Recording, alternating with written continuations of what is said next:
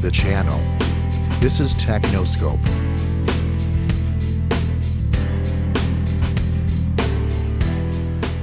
What's up, everybody? Welcome back to another episode of the Project Sledgehammer build. This is episode 3. This right here is most of the components. These are most of the components going in this build. There's some other stuff that I left out because it's just a bunch of miscellaneous stuff. But this is the majority of the components right here.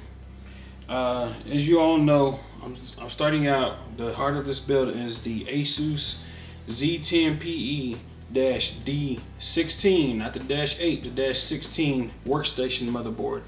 The difference between the 16 and 8 is the 16 has 16 slots of RAM instead of 8.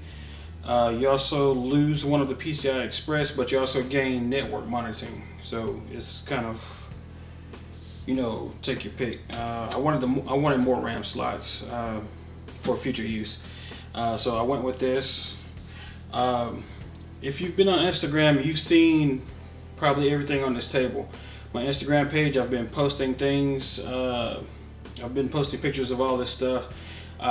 Tease it occasionally on Twitter, and also this build log and all the photos will be going up on the build log on Tech Syndicate forum, which is at sledgehammer.technoscope.tv. Just go to that URL and it'll take you to that page. But again, the Z10PE-D16 workstation motherboard, most of you know what this is.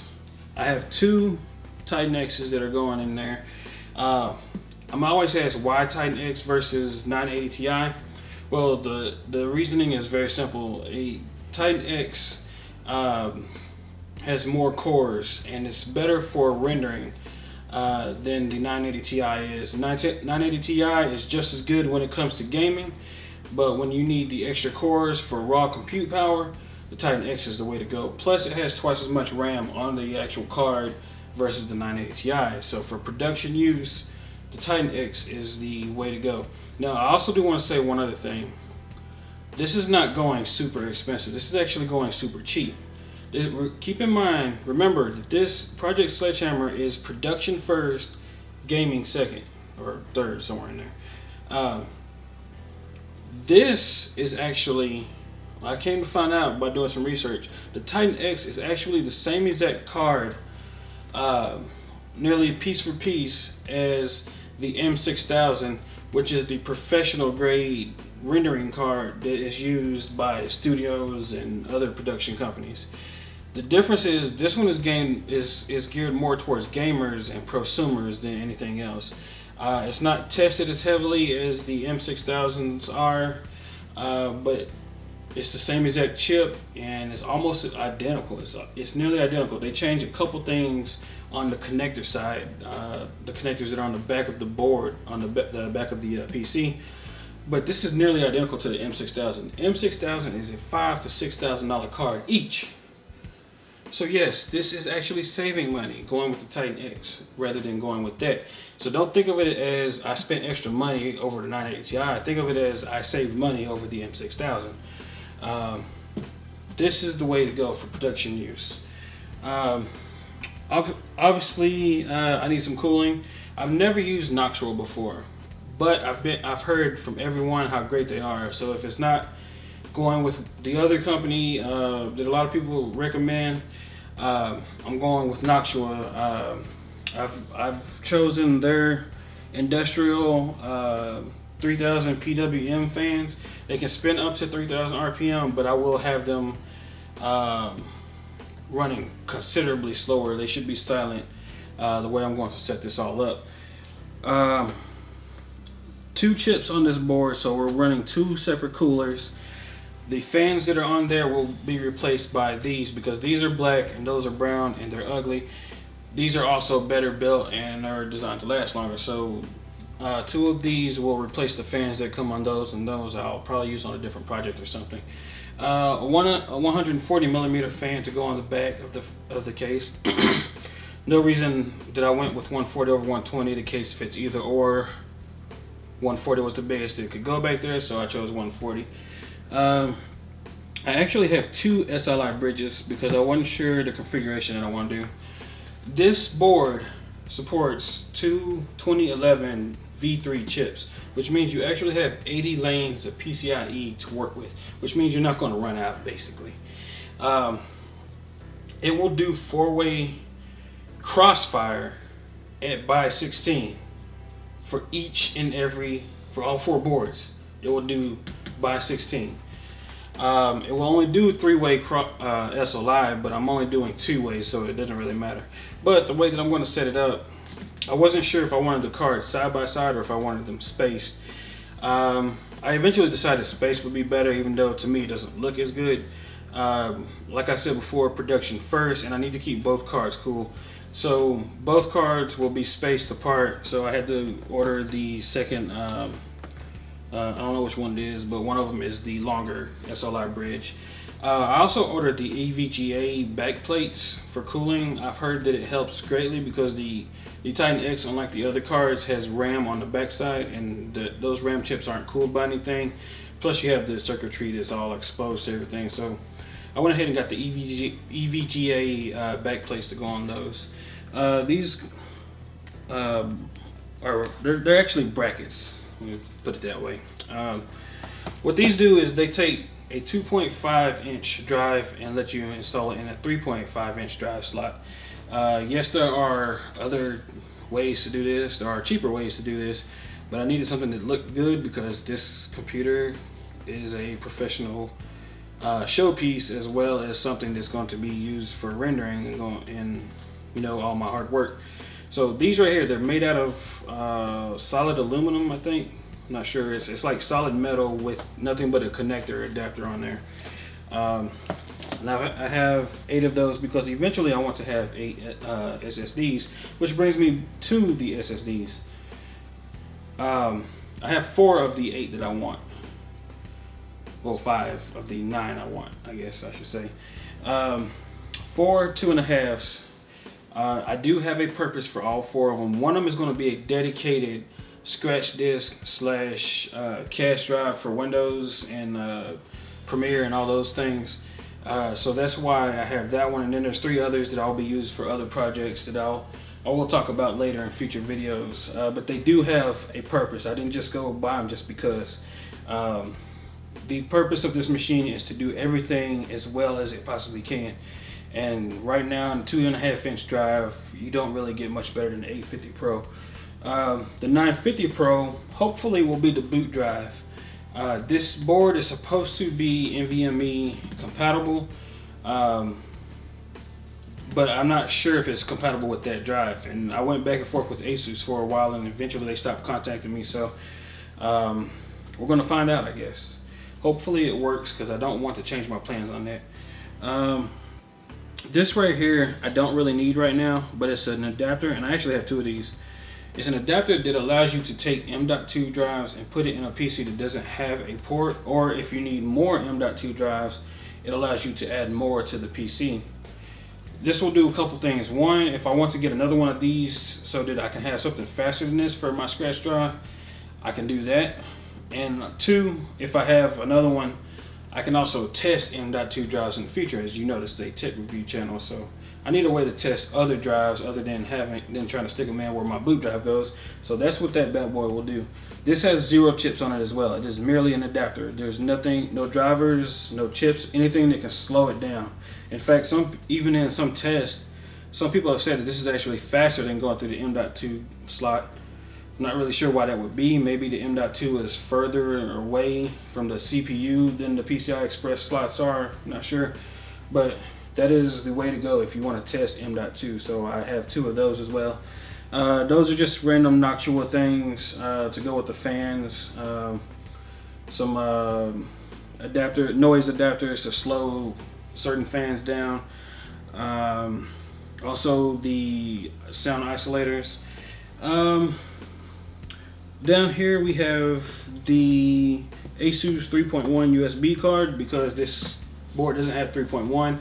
I did the same thing with the PC that I'm using right now. It has a 3.0 card in it because when it came out, they didn't have 3.0 on the board yet. So I'm doing the same thing with this computer, trying to be future compatible. Hopefully that works. It has its own chipset and everything, so it's not like trying to add Thunderbolt or anything. It should work. The Elgato capture card, most of you know what that is. I'll be reviewing almost everything on this table, so if you don't know what this is, it's basically so I can capture gameplay, video play, review things such as when I reviewed the Nvidia Shield Android TV. I used a similar capture card for doing that. The Elgato is supposed to be the best 1080p card out right now. There's one by Blackmagic that does 4K as well, but it has a fan on it and it doesn't look as pretty, and I don't really want to touch that. I've heard that they've improved the drivers greatly and it works fine now, but 4K recording isn't a priority at the moment, but looks kind of are, so this is the way I went for now. May upgrade to 4K later, but it's not a priority for capturing anything because I'm not going to capture, I don't want to capture anything in 4K. I have no reason for it right now. There's a USB 4.0 class 1 adapter. It has a 50 meter range, not 50 feet, 50 meter range. No real reason why I bought that. It's just so that the computer, like I said, it's an all-out build. It needs to be everything compatible, so USB is going in it in case I need it. It's only like $20 too, compared to the rest of this, nothing. And then I guess last but not least, oh, forgot to talk about this bad boy right here. AX1500i power supply. Do I need 1500 for this setup? Hell no. Do I want it? Yes. These cards recommend a 750 watt power supply for one. You could probably get away with like 800 for two. I doubt, even when you're pushing them extremely hard, I doubt that they would use much more than that. But this power supply is one of the most efficient power supplies on the market. So that's the reason I went with even more efficient than the 1200, in fact. On Linus Media Group, on Linus Tech Tips, I should say, Luke tested one of these along with some other power supplies and found out that this one is the most efficient out of the group that he tested. So without a doubt, that's the way I'm going. I'm going to be drawing a lot of power when this thing is going to be running hard. So I need something big, powerful, reliable, and that's the way to go right there. Also, this is a fully modular power supply, which means the cables that go to it don't have to be there if they're not being used, unlike the power supply I have now where I have them tucked away and hidden in the back. This one right here, if I don't need it, I don't use it. It doesn't go in the case. Fully modular. Also, it has a USB connection that allows it to talk to the computer, so I can use Corsair's software to control what I want the power supply to do. It can also report back to the computer, to the OS, if there's an error or something like that. But yeah, the power supply to get. Very expensive, but well worth it in a production environment. Short of going redundant power supplies, but I'd still go this way. Now these right here, these are Samsung Ecc Ramps modules. I don't want to spill everything at once, that's why I'm trying to take my time. Server memory does not come pretty, so I had to buy these XSPC heat spreaders to go on the memory chips, and that's why they all have this black what is a water cooled heat spreader. Not water cooling, but they look good and they should still help dissipate some heat. Each stick, there's 8 of them, each stick is 32 gigabytes. So the total capacity going in this build will be 256 gigabytes of RAM initially. The board supports up to 1 terabyte of RAM, but that's way out of my price range right now. How did I come up with 32 gigabytes? Adobe After Effects wants 3 gigabytes of RAM for each core that you're running. This board is set up with 2 18-core chips, which are hyper-threaded, which means each one is effectively 36 cores, which means combined is 72 cores, which means if I'm giving each core 3 gigabytes of RAM, you come up with something in the neighborhood of 216 or so gigabytes of memory to run full all out. So that's how I calculated the number to come up with. I should start out with 256. There's no guarantee that After Effects even supports that amount of memory, but hey, why not? You know, and not only that, even if they don't support it now, with Creative Cloud, they're constantly updating it, so it may come in the future if it doesn't support it now. It probably does. In fact, they've added SLI support from what I've read on their web page, so that's why I have 2 video cards. But anyway, this video has already gone way longer than I wanted it to. But these are the main parts of the computer, and I just wanted you to know where it was going and why I chose what I chose. If you have any other questions, leave those down below. I don't think there's anything else I have to say. Suggest benchmarks that you want to see, because I will be doing videos on those as well. I don't know, there's not much else to say right now. When I get it fully built, you will see the full price tag, and I'll unveil that. I will say right now it's nowhere close to $30,000 for 7 gamers and 1 CPU, which wasn't even 1 CPU. It was almost this exact build, but I guarantee you I didn't pay $30,000 anywhere close to that. Linus did eventually admit that a lot of that cost was the monitors, because they were like $1,000 monitors each or something like that. But anyway, if you have any questions, leave those below. Any comments, go ahead and leave those below. Hit the thumbs up, share this video. Thank you for sharing it. Don't forget to subscribe, and if you have any other questions, comments, or anything, leave those down below, and I will talk to you in the next one. My name is Elemento, and this is TechnoScope.